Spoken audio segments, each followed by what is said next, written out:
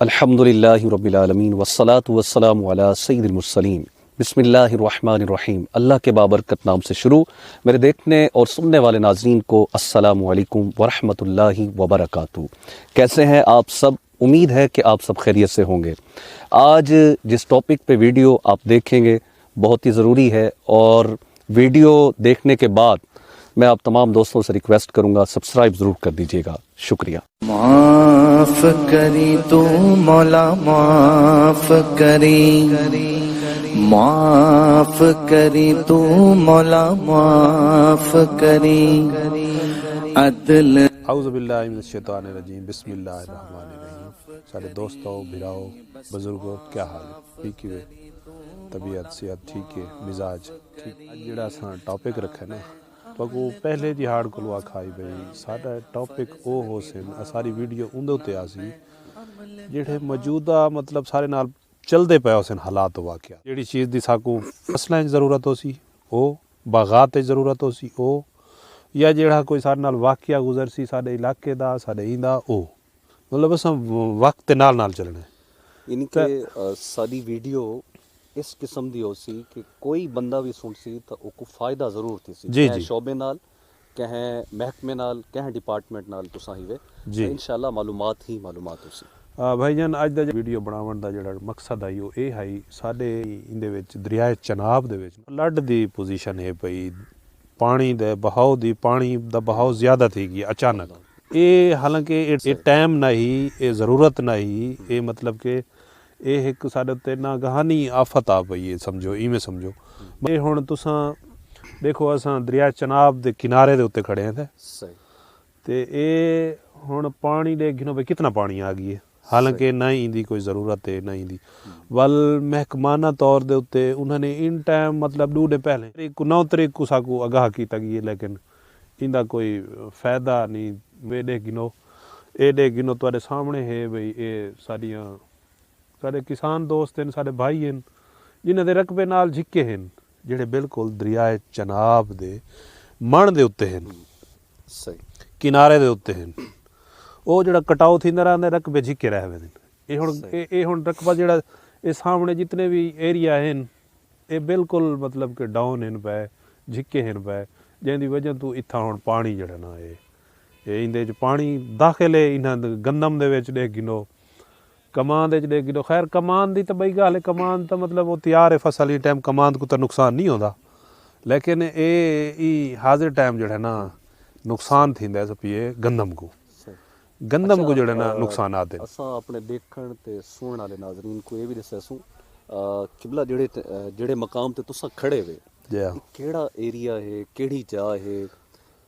केड़ा इलाका है, ये थोड़ी जी रहनुमाई। सर ये जेड़ा इलाका है भी है ना ये नवाबपुर सडींदा, नवाबपुर दोयम। नवाबपुर दे दो हिस्से हैं, नवाबपुर अव्वल नवाबपुर दोम। सही, असा नवाबपुर दोयम दे विच खड़े हैं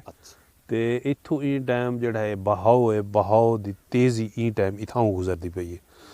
ये हेड मराला तो घेन के ते 5 नद तक इंदा पानी दा बहाव शदीद है पिया ई टाइम, लेकिन इतना भी शदीद नहीं आखा वाई सकता। हाँ, अगर ये साडा इहो पानी इहो फ्लड अगर साकू इन टाइम तो मतलब ये जेले साकू ज़रूरत हो गया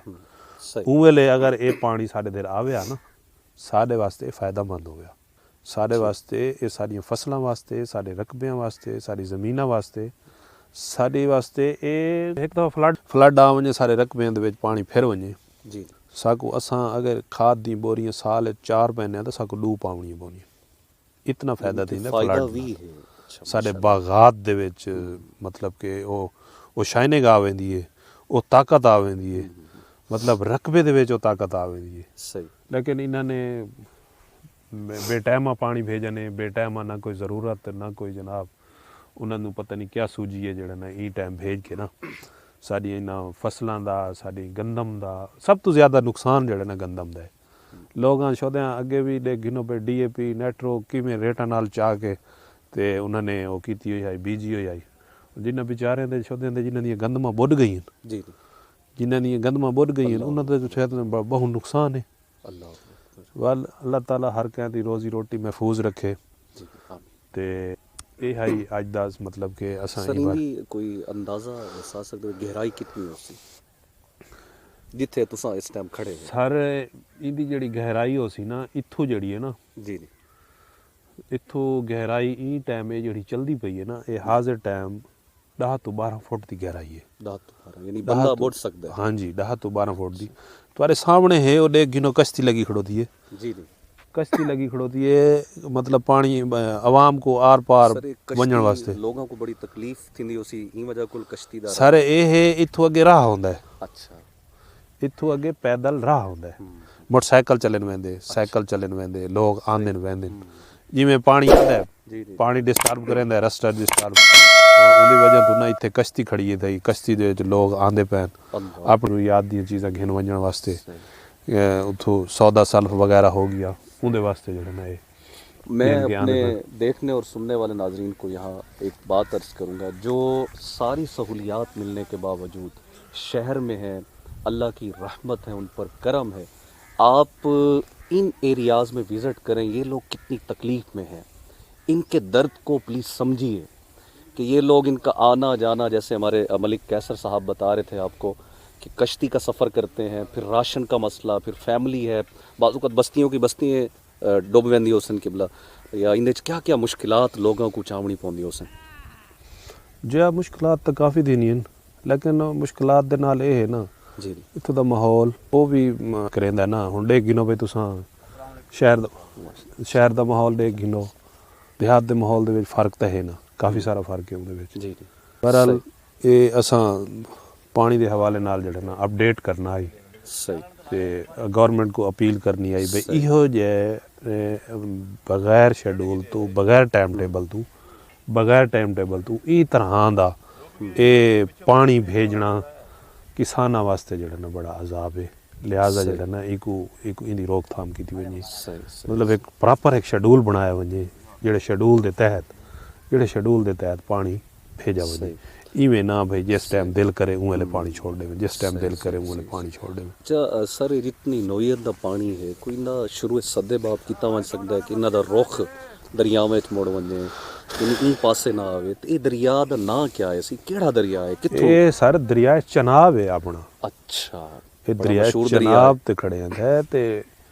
इन्हां दा रुख पानी दा रुख किवें चेंज थी वे ये तां एक प्रॉपर जगह है पई ना अच्छा इंदे च मतलब प्रॉपर आख भी सकते नहीं आख सकते ये गाहे बगाए दरिया जो ना अपनी जगह चेंज की रखते उन्हें कटाव थी गया सीधे थी गया बह पासे टुर गया बह पास क्योंकि रकबे कच्चे होंगे कच्चे रकबे के किथां कटाव थी गया हमारे चैनल को सब्सक्राइब करें लाइक करें और कमेंट्स करें।